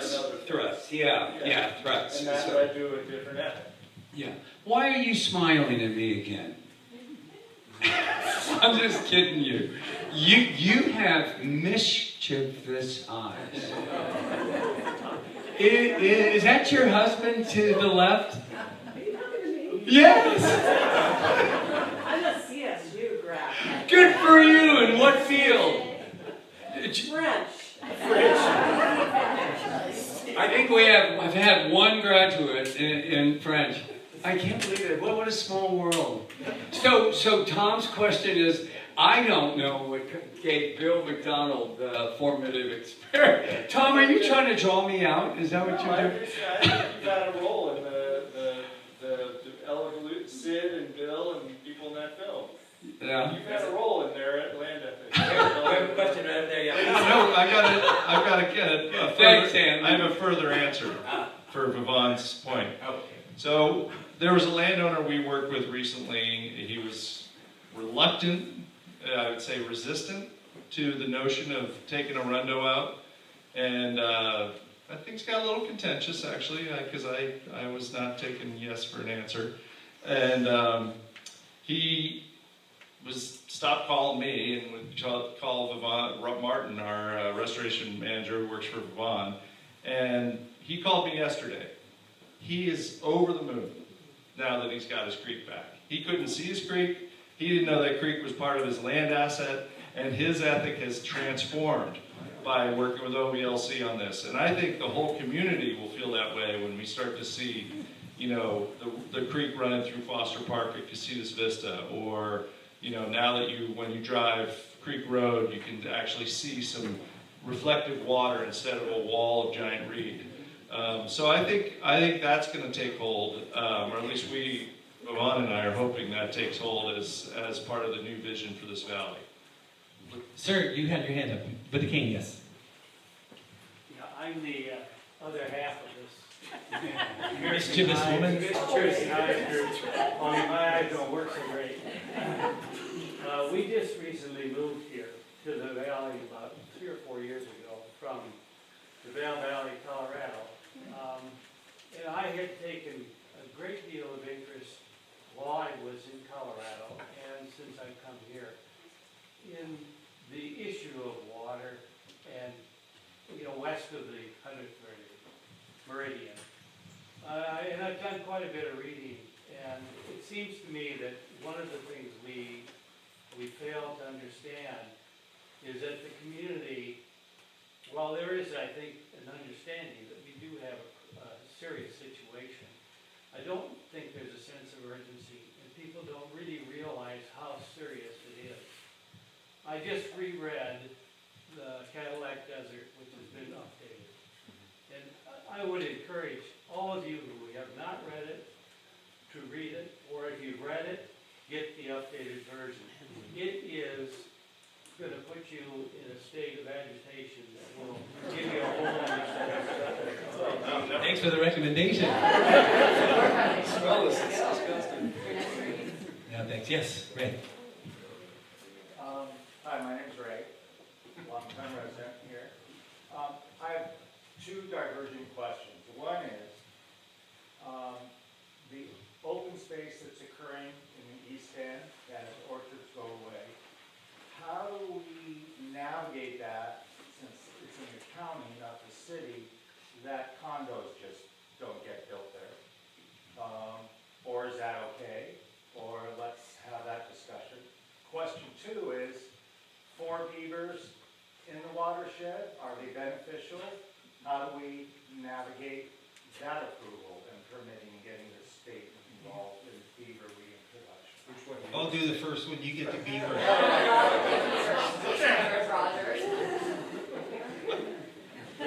The East End one, there's no zoning available to build anything other than maybe one house per parcel out there. And maybe an ADU, so it's protected by SOAR. Explain what you have to do to go denser than so. Oh, if you wanted to, you could do a countywide referendum to get approval from all the voters of the county to change your zoning. Just one exception. And that would probably, I don't know what that would cost you to start with. You would get voted down. And then how many of your neighbors are going to vote for that? Except just to be clear, and don't lose your train of thought. Mesa on Gorham Road is an example, though, of an exemption, and it's 3 years in the making, though, as we all know. But that would be, so there are a few things like workforce housing would be something with the county, support. So things can happen that aren't only that, but it took a long time and a fair amount of money to get to the stage they're in. But finish it up, though. So what I'm hearing is single-family residence with an ADU is all that's permitted. Right now, that's basically it, yeah. So that part's safe.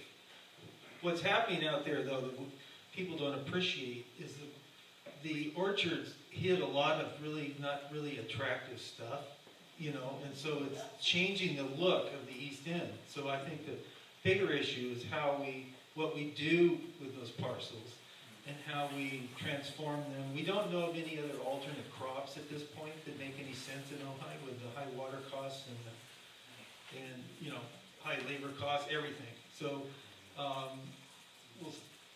we're talking about restoration on some of those. We haven't really worked out we're starting, but we haven't got a feasible plan, I think, for most of those parcels. But it's evolving. And so we don't want to change it into chaparral because, then you just got a fire hazard. So there's going to be some kind of, I think Aldo would approve of this. He was restoring his place, but he also had favorite plants he liked and some that he didn't like. And he was a practical man. So it's not, and I think we got to get away from this attitude that it's got to be just natives, pure and simple, and I think we have to have something that we can, because who among you would want to live in the middle of chaparral in August? Well, to address that, I think this notion of Williamson Act, this notion of the Williamson Act amendments, in my mind, is if you're going to retain your 30% reduction, you have to have a management plan. And in the case of the properties that we're talking about, my shorthand is that the botanists and the fire managers are equally unhappy. And so that Roger's concerns are well taken as a longtime resident here. Fires, I mean, we all know how catastrophic wildland fire can be. Are there ways to manage those fuel loads in a way that is restorative, but also manages the fuel loads? Rick has brought this up, I don't know, half dozen times since he's been here. What do we do in Chaparral to control wildland fire? It's just a huge question. On the question of beavers, I also have a shorthand. I like beavers too much to let them go here. They don't have enough to eat. It's too hot. Now, is the logic of beavers and beaver dam analogs to slow and sink water to allow riparian development absolutely indicated? Yes, 100%. But I just don't think that beavers would make it here because there's just not, if you think about, that CSU Channel Islands woman who kept promoting beavers, every example she used was the mountains of Utah is about as far south as she ever got. Idaho, Alberta, Washington State, Oregon, Washington, sorry. So it was she only had temperate, not Southwest California examples. And remember, there were beavers in the Sespe, but they petered out through the 80s. I think it just got too hot for them. So that's my feeling on beavers. But I'm not speaking on behalf of OVLC or its board or staff. Nice disclaimer. Any other questions? I would love to share with you something that I'm thinking a lot about. I think about it every day. So I think it's the tension that Aldo is also talking about in the community. So from my perspective, I'll offer you a few facts to you about the city of Ojai and the valley a little bit. So one is that we have a population in Ojai Unified School District that is 50% of what it was in 2000. So just let that sink in for a little bit. 50% of what it was in 2000. That's in part why we had those school closures and consolidation. So that's a trend that's been happening for these 25 years. Another is that in the last 2 censuses, the median age went up nearly 10 years, and that's a trend we're also seeing. So if I take those 2 facts, I think the city of Ojai is, and also the valley is changing how its demographic is moving away from younger families and towards older and older community. Now, there's a lot, we could talk all day about this, but just to dispel a couple quick things. The private schools have not significantly grown. They haven't taken it up or anything like that. They nowhere come near that number. Even if you think of Villanova having a junior high, I mean, we're talking dozens of kids, nothing like thousands. So let me give you another fact. By the 2020, so this is pre-COVID, so it's altered certainly, but 2,600 people are estimated to drive in every day for work. So that means people who work here but don't live here. And 2,100 people leave here every day for work. So they live here but don't work here. So those are the dynamics I think about all the time, and I think, so what do we need to do as a community if we want to make it more attractive and more able for a young family to be here? And I look at those traffic pieces and I say, it's more affordable for them to live here, or there are higher paying jobs, or both. I mean, that's where my head goes. And if you think of something like a workforce housing project of employers, and I'm not trying to defend the Ojai Valley, and not at all. They did a study of their employees. They have 850 employees. Half do not live in the valley. And of the half that do not live in the valley, half would like to live in the valley if it's affordable. So let's just round down and say 200. So if they were to want to do something like build workforce housing, that can cut down 400 commutes a day. That's where my head goes, these kinds of things. But the devil's always in the details, because you say, well, what kind of housing? Where? What does it look like? What is it made out of? And then I think of everything we're talking about today, and you think, are you interrupting a space? Are you cutting into that? Should we be caring about what kind of flora and fauna are being interrupted in that? So when he brings up a land ethic that you're considering the economics, you're considering how ethically you're interacting with all of those things, it is not simple. There's no project that everybody's going to be happy about. So, and where my head goes is I'm trying to think of something like a compromise, and I'll give you an example of a compromise. If there were a workforce housing project that maybe had mixed use, mixed development, meaning some of it was market rate, that means, higher priced, mixed in with the affordable or workforce, and they gave a third of the project to OVLC in perpetuity for an extended, 2/3. What, 2/3, whatever. But I really do, my wife can attest to this, I'll wake up and I'll go, oh, I got an idea, and I'll write it down so I don't forget. I do think of things like that where I think, if you could extend a Besant Meadow type of project, and they're willing to work with us on what would a workforce housing project be, even if there's also, market rate. Again, the devil's in the details, but I'm open to hearing those things because we have many dimensions that we're thinking about. Yeah? I don't understand this entirely, but I think like with the houses amongst the flowers, they were exempted from needing certain types of environmental studies and things like that because they had some affordable housing or something. So that's kind of a difficult thing, and I'm not sure how that needs to be.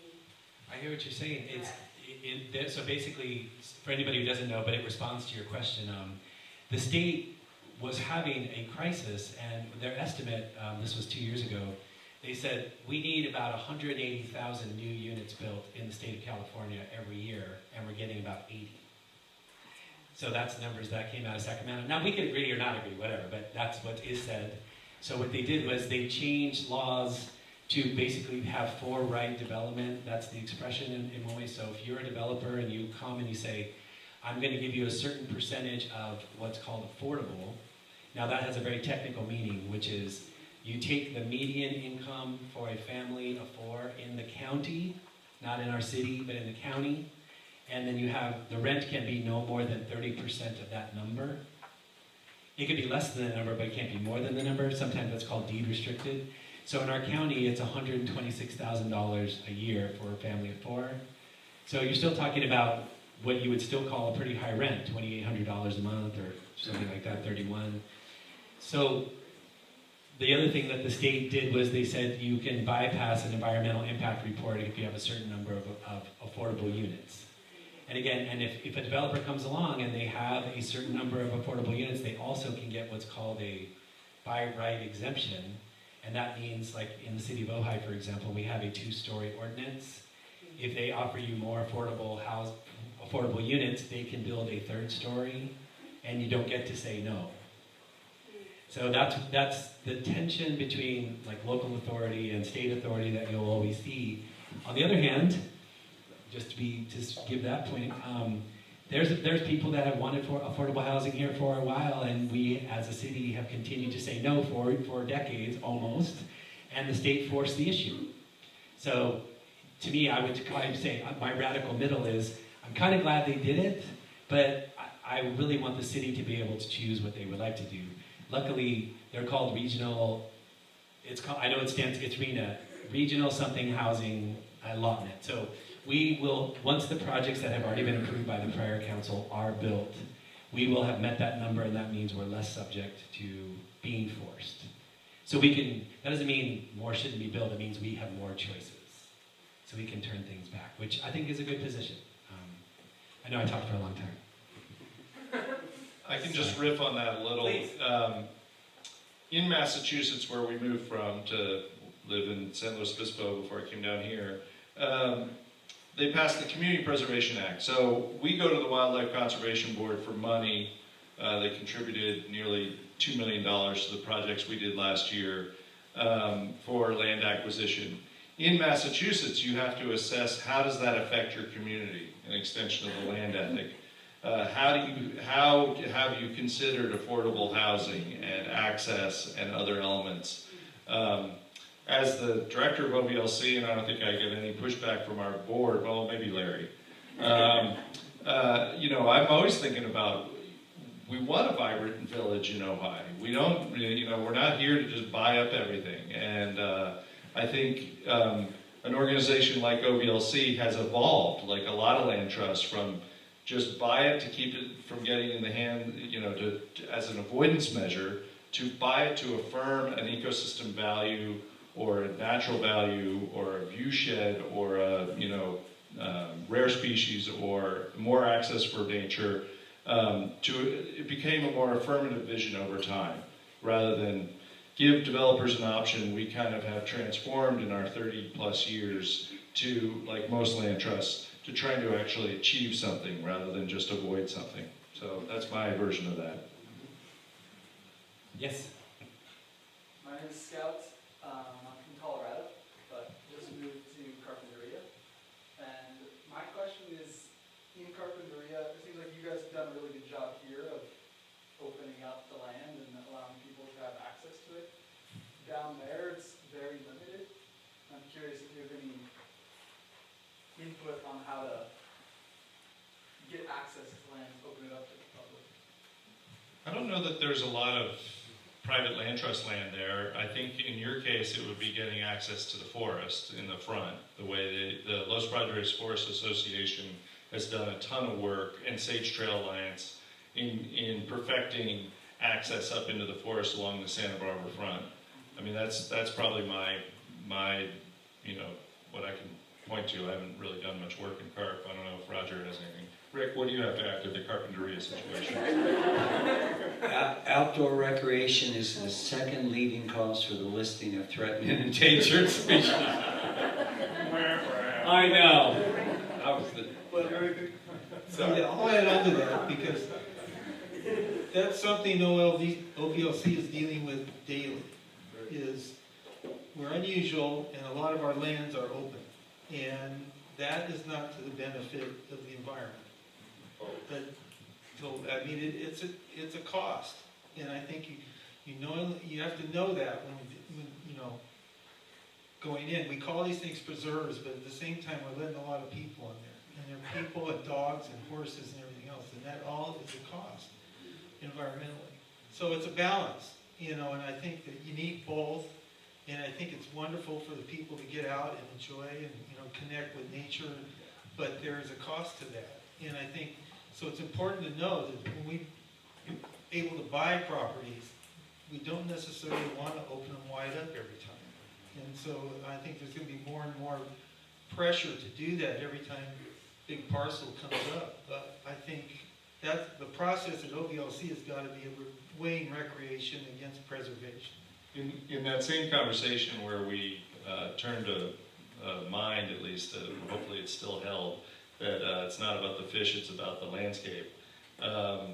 You said to me, oh wait, it's way more expensive for you guys to allow access than not allow access. Because we have a stewardship staff of 3 full-time staff now who are constantly dealing with not just users, but also homeless. Linda was out until 1 a.m. 2 nights this week. Some kids were having a bonfire down by the swimming hole, and she had to work with the sheriff to make sure they, you know, these kids are really out of touch, despite being glued to their phones if they're having bonfires at the river. You know, there's just been some fires down south, guys. Well, I mean, just to your point, that there's one of the quotes from your book is he says, to get people interested in nature, they have to, his word was fondle, they have to interact and fondle nature. And it is true, right? Kind of to your point about education, you get young people out and they're actually doing things and it's wonderful and they get passionate. And I was saying to Tom and Roger both, when the OVLC says, oh, we're going to acquire this land along the river preserve, but it's closed. I'm happy. I'm sad I can't, like, you know, go through it and check it out because I would love to do that. But I understand the value of it. But it's like I get excited when I get to go to the river bottom or go to their preserve and all of that. But it's to me, it's sort of like, I guess you guys are trying to manage, how can we keep people engaged enough and keep the environment as preserved as possible? You're trying to find the balance, I guess. Balance. The other thing that's been just stunning since 23 floods is this year alone, thanks to Claire Wilson in part, in the back there, our volunteer coordinator, I never know titles. We had over 7,000 hours of volunteer effort from over 1,000 individuals, working with Vivon's team on restoration, with the stewardship team on trails, and then just in the office helping us get stuff out the door. So it's really been incredible. One of our trail leads, and they're now planning their own trail projects, and they're kind of becoming, they're actually a little cohort, a little clique. You see them out in town, you know, out at the pub together. It's really become, but one of them, I saw him at REI last August when we don't have any trail work because it's bloody hot. And he just was at REI because he had nothing left. He said, I don't know what to do with myself. I want to be working on the trails. That was Anthony. You know, so it's become, and Rick has made this point a couple times in conversations over the last couple days, is to your point, you know, outdoor recreation can be a threat, but restoration, giving back to the land, can bring a whole sense of euphoria to these people, and we're witnessing at OVLC the dedication and passion that our volunteers are bringing to our work. Well, also, you brought up this thing, which is, what I'm noticing now being on the council is Ojai trees, who we all love, it's great. Ojai trees would get money to plant these trees in, let's say, some of our parks. And there's no maintenance budget to actually water the trees. So you see, we all know the story, and all these trees died. So that's another part of, even if, for example, if there were going to be a project, some hypothetical day where, oh yes, you get to build this mixed use or workforce housing and OVLC gets some money, they would have to work, hopefully with the city or something, or some agency to say, okay, well, it isn't like it's just going to sit there and cost nothing. It costs something. And if people are coming there, it costs more. So as I approach budgets too, I'm trying to think, well, you don't want to build anything without some plan for at least a few years out. I mean, you can't plan forever, but what's the mechanism generally speaking, and how can you reasonably account for it? I think that's the way we're going to have to be thinking generally going forward. But we're just seeing a lot of examples. I would call it hopeful but not well-planned ecology, where you say, yeah, let's plant all these trees, it's fabulous, and then they all die. It's silly, it's a waste of time. And it lowers the movement's credibility. As an aside, the Soul Park, we really had this monumental thought, which was, you know, the spraying of the herbicide on the trees at Soul Park. What Rachel Carson brings up, and this happened in an Agora group, is we realized the spraying that happened there was because they were told, don't spray Monsanto, don't spray glyphosate. Glyphosate. Glyphosate, thank you. But don't spray that, so spray this. Imazapyr. Thank you. I know. I can't remember all his names. But so then what Rachel Carson brought up, and again, we're talking about, you know, in the middle of the last century here, later. But in general, you would want to have very serious testing in the field before you authorize it. That's something she says. OVLC used Imazapyr because permit required it. We then witnessed deformities in the sycamores. It didn't kill those sycamores at the Rio Vista Preserve, but and so we have stopped using Imazapyr. But yes, everybody, we do use glyphosate when we remove a Roundup. I guess what I'm trying to say though is that would have been a learning that the county could have benefited from. That I wasn't trying to make a point about you guys. No, Linda Parks. Yeah, exactly. No, it's just that point though is that what Rachel Carson brings up in her book, Silent Spring, is that DDT and other things like that, they were tested in very strict situations in labs, not out in a forest. She spent a lot of time talking about that. So you think, oh, there's a grub that's eating the pulp of the trees, which provides a lot of pulp in the industry, so we're going to spray to get rid of those, thinking we've got the problem solved. They don't think the birds are eating those insects, and then the whole system gets interrupted. That's the kind of stuff where you can't anticipate every consequence, but it seems to me you'd want to go very, very slow before you introduce anything in the field. One of my favorite stories about this topic was we were meeting with the inn, and this woman who was running the meeting heard me say, we won't use Imazapyr, and then 2 hours later she's wrapping up and she said, well, it's great to know that the Conservancy won't use marzipan. Now I don't feel so bad. Barry, yeah. My name is Barry, and this is for any member of the panel, which you'd be at a disadvantage of. There's a parcel of land across from the Ojai Meadows Preserve on Maricopa, and periodically there will be talk about developing it one way or another. And depending upon how it was developed, it could have a significant impact on the community. Do you have any preferences for how that land would be used? I was told by Roger not to give my views on this topic. Roger? Yeah, since I'm not on the board anymore, so. That parcel has been of interest, brought up to the Conservancy for the last, 30 years, I think. And we actually made efforts to buy it in the past, maybe 20, 25 years ago. And then it's come up again, it's come up several times. Every time there's the same issue. They want like 3 times the appraised value for the property. We are not allowed to pay more than appraised value. And so it keeps coming up. And that's what happened again. And so, who knows? I think if some point it comes up and it's reasonable or work something out, then we'd be open to it. But it's not a high priority project for the Conservancy. And it's in town. We've done in-town projects before, and in the past, some of those have been quite difficult. There's 58 acres across the street that we, did originally. So, it's been overpriced forever.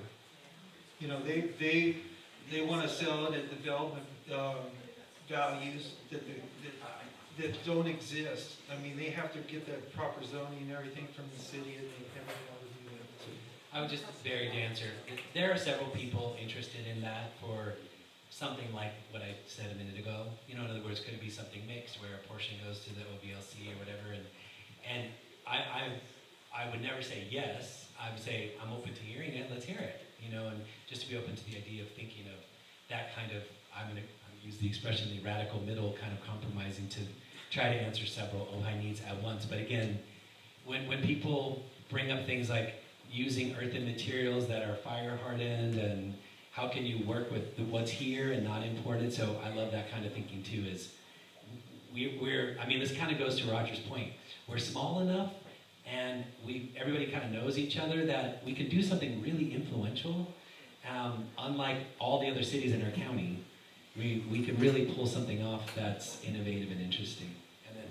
I know our stewardship staff would love a dog park somewhere in there to get the dogs off the Meadows Preserve.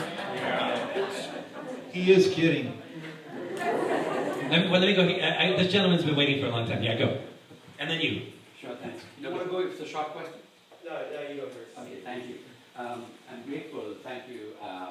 This is such a wonderful space, Oak Grove School. I'm grateful that this school has given this space. And my daughter is 10 years old, actually turning 11 this year, Sequoia. She goes to the school here, and she came up with a plan. That's not the question. My question is actually to everybody in terms of how we as a small community that's big enough but yet small enough to be able to come up with our sense of what can we do, roll up our sleeves. It was nice to see how people saw these railroads coming and saw all these skins and they were able to say that, oh, these times are changing and these resources are happening. And so for us, there's an opportunity. And so I'm just wondering about how can we foster a community placemaking experience, opportunity, so that everybody feels that we have something to offer. That we're not just reading the news, that we're not just counting on the supervisors. It's wonderful to have OVLC. We love going back to all the preserves. But I'm just thinking about, my name is Sudeep, Sudeep Montepelli Rao. I'm a chemical environmental engineer. Became interested in that from '84 in Bhopal when the explosion happened, pesticide plant in India. And I lived in New Mexico for a while. Peter Forbes, Center for Whole Communities in Vermont, was a great influence in my life. But I really would love to help work and help create the spaces, the conversations. We have the capacity in this valley to create that land ethic and work and tinker with it. And so any ideas that you can think of in a continuous way. So it's like a song that there's got to be some harmony where we see that recurring, whether it's the music festival, whether it's the Ojai Day. Everywhere there's this presence. Here is an opportunity for us to add a small little, like creating wooden spoons, we have to tinker. So you just prompted me to do an ad and call out Adam Morrison in the back. This is part of our All About Ojai series. With Adam's leadership, we've restarted it since COVID, and it's gotten very robust. This is about the right size of when people come, but we're doing walks and talks on bats and bugs and frogs and snakes and raptors and hopefully climate. Daniel Swain might come. I've got Alex Seifert from the Conservation Biology Institute is going to come this summer, we hope, and give a talk about fire behavior in the Woolsey fire and how should we be thinking about the wildland-urban interface here in Ojai. So we're trying to create that dialogue that you're talking about beyond just recreation on our preserves. More, how do we get to this? How do we extend the land ethic to our community? Now, this is it's something that you're going to hear the city work on, and that is, there's something at CAL FIRE and other agencies, but it's something called a FireWise community, and that would be a community that would be, it could be very small, it could go to about the size of a district at the most, but in our area. But the idea is, there's a whole checklist, but everybody sort of kind of knows each other. You've got contact information of key people. You know who would need help or who's not, let's say online or has a phone, let's say an elderly person or something like that. And everybody is working with each other to clear their land of hazard. Now, and then the city would be working with that group to say, like, can we provide incentives or even pay for, let's say, finer resolution mesh for your attic, so the city could step up and have those incentives. But I bring that up to say, as that rolls out, there are communities already doing that, like Rancho Matilaha is one, for example, and then I believe Persimmon Hill is working on it. I was thinking that is a really neat opportunity to leverage that kind of substrate to get everybody talking to each other about lots of things. So it wouldn't be, there's a citywide group. You would have neighborhoods, and the neighborhoods could be speaking with each other. So I'm thinking that 2025, as those come online, and we're working on that, that we could also use that communication hub to talk about these things. Now, we'll have to work on it. It's not going to happen by itself. I love your idea about a song, because it'll peter out unless we're the ones continuing to play. Question in the back. Hello everybody, my name is Colin. And I kind of was thinking it over, and it's hard to phrase this as a question, but I see like the great work you guys are doing with the rundown removal, and I'm super stoked on that. And it just kind of got me thinking, because another one of my buddies, Connor, he used that Arunda to make the earth and fire safe buildings. And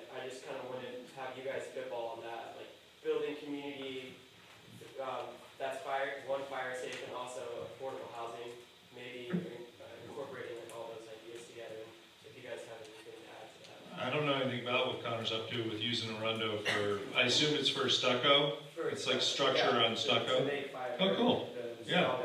There's, we've got, what's the volume of the Arundo at the Honor Farm right now? It's probably several acre feet of Arundo. So Connor should come on down. I can respond to what you're saying, which is that kind of conversation where you have, like Connor was such a great example where one time, where the Duchess is now, when it was Azu, I saw Connor going there with these buckets, and I'm friends with them at Azu and Liz, and she said, oh yeah, they take our scraps and they go and feed their animals. You think, everybody should be doing this, right? Every farmer who farms or has a ranch, animals should be thinking about this kind of stuff. Anyway, just that Sage Stillman, who you might know, coming and working with the architects around the cabin village as a model for what to add to that building structure. Like work that Ray's doing around, you have, let's say, a library of things that can be checked out. I mean, those all can work in interesting ways. And I think they're just conversations that haven't happened or not enough support citywide or countywide or whatever, but I'm very interested. The other element I was thinking about with the Arundo was I thought I heard that the community composting facility was reauthorized. And once we've dried it, it's going to just be this source of carbon. It may have too much silica. I mean, that's a chemistry equation, to figure out for the composting. But a lot of times with municipal solid waste, it's the nitrogen that's the problem, and compost is a balance of carbon and nitrogen when you get your compost dialed in. So there may be an opportunity there to use the Arundo as part of large-scale composting, and then we all have great soil for Vivon's Rewild Ojai program. That was such a great example because the recent wind event, that happened that spurred those fires, that people started saying, oh, is that place on Burnham Road going to open again? And then the city brought about a bunch of new empty containers at Soul Park and at City Hall.